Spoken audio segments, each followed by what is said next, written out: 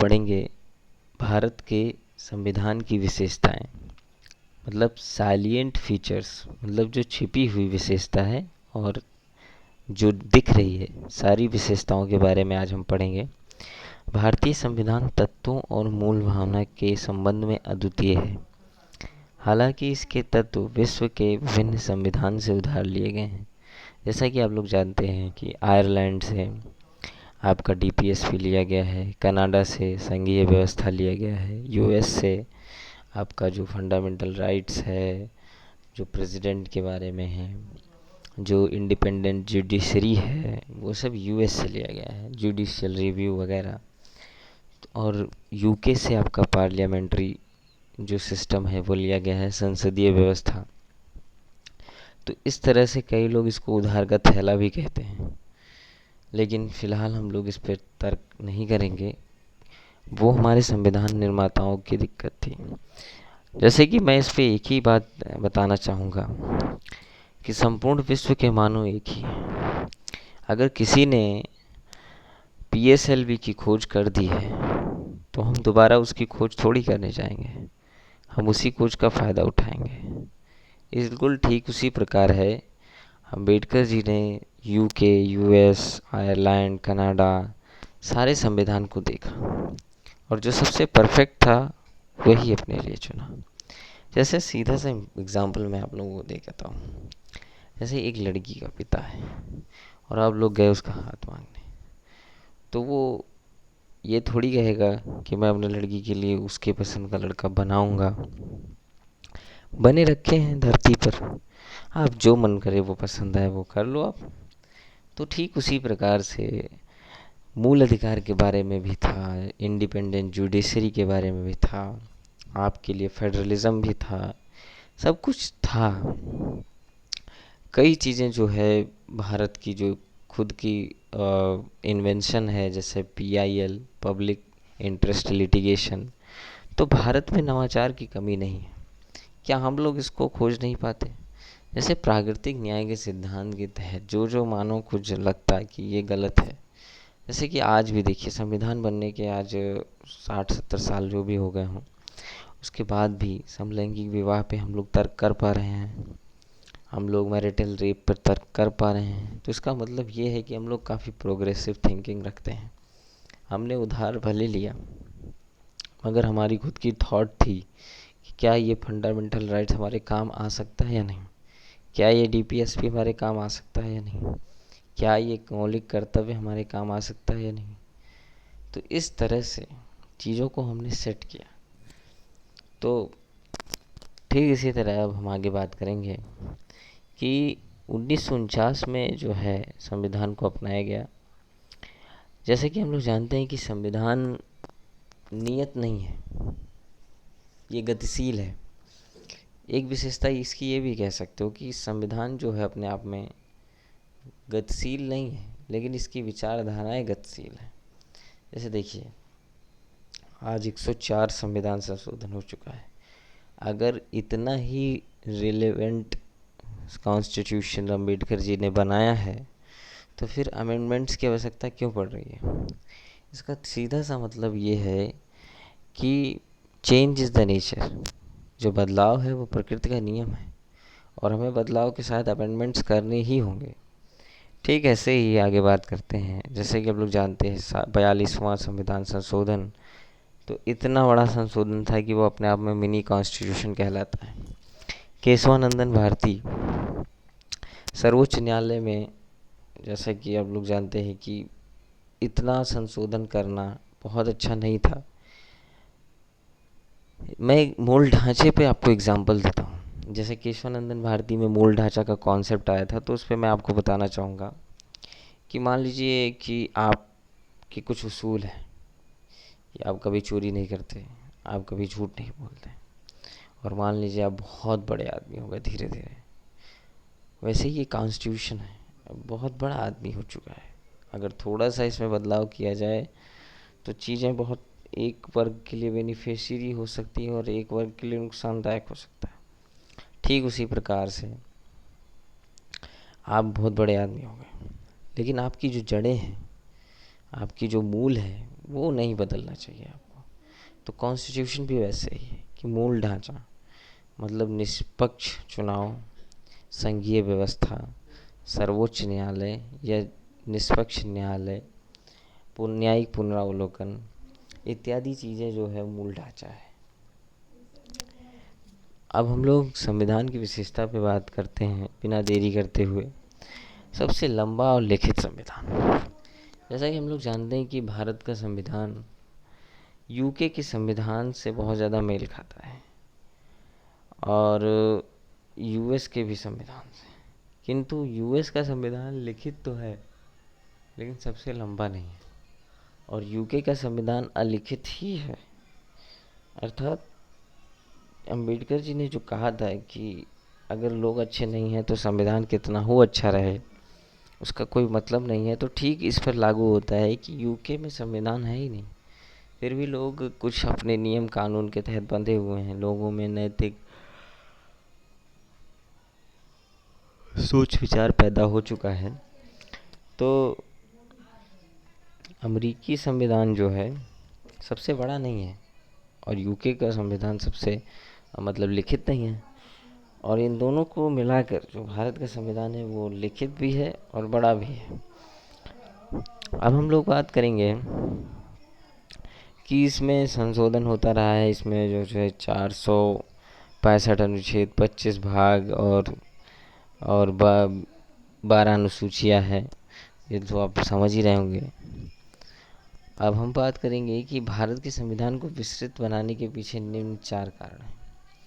भारत का संविधान विस्तृत क्यों बना? क्योंकि भौगोलिक कारण भारत का विस्तार और विविधता है। भारत में जो है विविधता है, विविधता इस स्तर पर है कि हिंदू, मुस्लिम, सिख, ईसाई अनेक धर्मों के लोग रहते हैं, तो उनके धर्म के हिसाब से भी उसमें कुछ जोड़ना पड़ा। भारत में अनेक धर्म के लोग रहते हैं, इसलिए सभी धर्मों के लिए 25 से 30 तक के कुछ नियम बनाए गए हैं। अल्पसंख्यकों के लिए विशेष प्रावधान बनाया गया है और जो ऐतिहासिक इस विविधता जो है, कई ट्राइबल एरिया में रहते हैं, कई जंगल ज़मीन मतलब जंगल, कहीं शहर, और जाति विविधता और इनकम में भी असमानता बहुत अधिक है और सांस्कृतिक विविधता भी है। तो इस तरह से पहला हो गया। और ऐतिहासिक, इसके उदाहरण के रूप में भारत शासन अधिनियम 1935 के प्रभाव को देखा जा सकता है। जम्मू कश्मीर को छोड़कर केंद्र और राज्य के लिए एकल संविधान, जैसा कि देख रहे हो आप, विविधता इस स्तर पर चली आई है कि जम्मू कश्मीर को छोड़कर केंद्र और राज्य के लिए एकल संविधान। लेकिन अब फिलहाल मेरे ख्याल से कुछ चेंजेस आ गए हैं, तो अब शायद एक ही संविधान हो गया है सारे के लिए। संविधान में कानून विशेषज्ञों का प्रभुत्व, जैसे कि संविधान की भाषा इतनी जटिल है इसलिए इसको वकीलों का स्वर्ग भी कहा जाता है। अर्थात इसकी इंटरप्रिटेशन सामान्य नागरिक कर ही नहीं सकता। संविधान में न सिर्फ शासन के मौलिक सिद्धांत बल्कि विस्तृत रूप में प्रशासनिक प्रावधान भी विद्यमान है। इसके अतिरिक्त अन्य आधुनिक लोकतंत्र में जिन मामलों को आम विधानों अथवा स्थापित राजनीतिक परिपाटी पर छोड़ दिया जाता है उन्हें ही भारत के संवैधानिक दस्तावेजों में शामिल किया जाता है। भारत के विभिन्न स्रोतों से विहित, जैसा कि मैंने बताया ही आपको कि विभिन्न स्रोतों से लिया गया है। भारत का संविधान लचीला भी है और कठोर भी है।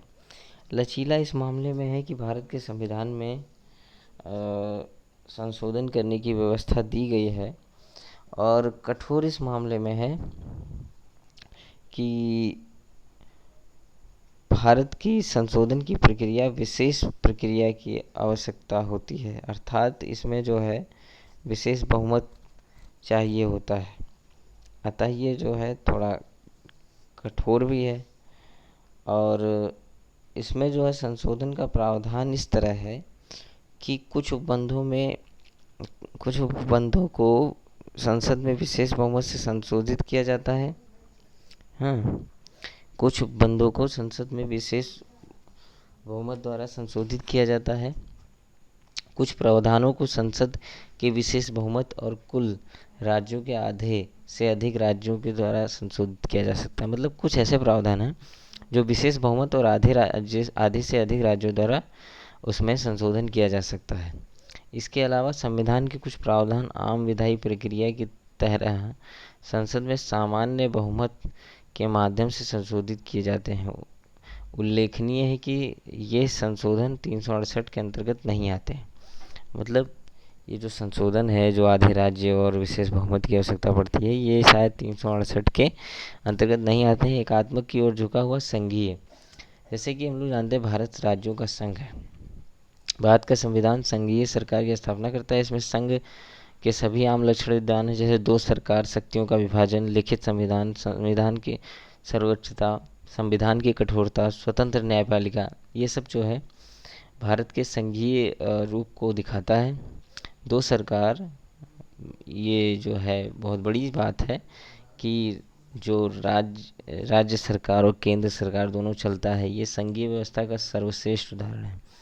यदि भारतीय संविधान में बड़ी संख्या में एकात्मक और गैर संघीय लक्षण भी विद्यमान होते हैं, जैसे एक सशक्त केंद्र, एक संविधान, एकल नागरिकता, संविधान का लचीलापन, जैसे कि थोड़ा सा मेरे पढ़ने में गड़बड़ हो गया है। यद्यपि भारतीय संविधान में बड़ी संख्या में एकात्मक और गैर संघीय लक्षण भी विद्यमान हैं, ठीक है, जैसे एक सशक्त केंद्र, एकल नागरिकता और एक संविधान, संविधान का लचीलापन, एकीकृत न्यायपालिका, केंद्र द्वारा राज्यपाल की नियुक्ति, अखिल भारतीय सेवाएं, आपातकाल प्रावधान। फिर भी संविधान में कहीं भी संघीय शब्द का इस्तेमाल नहीं किया गया है। दूसरी ओर अनुच्छेद 1 में भारत का उल्लेख राज्यों के संघ के रूप में किया गया है। अनुच्छेद 1 में इसके दो अभिप्राय हैं। इसके दो अभिप्राय इस तरह हैं कि जो एकात्मक की भावना है वो ये बताता है कि भारत के राज्यों को तोड़ा नहीं जा सकता। अर्थात जब कभी भी इमरजेंसी के समय आता है या किसी प्रकार का आपात आता है या राष्ट्रीय नेशनल सिक्योरिटी की बात आती है, तो हमारा जो संविधान है उसको एकात्मक बना देता है। क्योंकि जब विलय हो रहा था राज्यों का, तो राज्य बहुत अधिक संतुष्ट नहीं थे। सरकार का संसदीय रूप, ये तो हम लोग जानते हैं, पार्लियामेंट्री सिस्टम लिया गया है यूके से, और संसदीय प्रणाली को वेस्टमिनिस्टर के रूप में उत्तरदायी सरकार और मंत्रिमंडल के सरकार के नाम से भी जाना जाता है। अब इसमें जो है हम बताएं आपको, संसदीय प्रभुता एवं न्यायिक सर्वोच्चता में संबंध, जैसे कि हम लोग जानते हैं कि इसमें होता है क्या, विधि की नियत प्रक्रिया और विधि द्वारा स्थापित प्रक्रिया। मतलब जो कानून बनाया जा रहा है संसद द्वारा, वो विधि की सम्यक प्रक्रिया द्वारा बनाया जा रहा है या नहीं, और जो कानून द्वारा और जो विधि स्थापित हो गई है उसके तहत बनाया जा रहा है, या वो कितना मतलब संवैधानिक है, कितना असंवैधानिक है, ये भी देखा जाता है। एकीकृत न्यायपालिका इसलिए दिया गया ताकि जो न्याय है वो सबके लिए समान है, उसका कोई स्तर नहीं होता है। तो जो जुडिशरी है, हाई कोर्ट, सुप्रीम कोर्ट, ये सब एक दूसरे से इंटीग्रेटेड है। और जो मौलिक अधिकार है वो अनुच्छेद 14 से 18, स्वतंत्रता का अधिकार 19 से 22, और शोषण के विरुद्ध 23-24, और धार्मिक स्वतंत्रता जो है 25 से 28। जो मौलिक अधिकार भी है इसमें, लेकिन फ़िलहाल हम लोग इसी पे ध्यान देंगे। Thank you very much.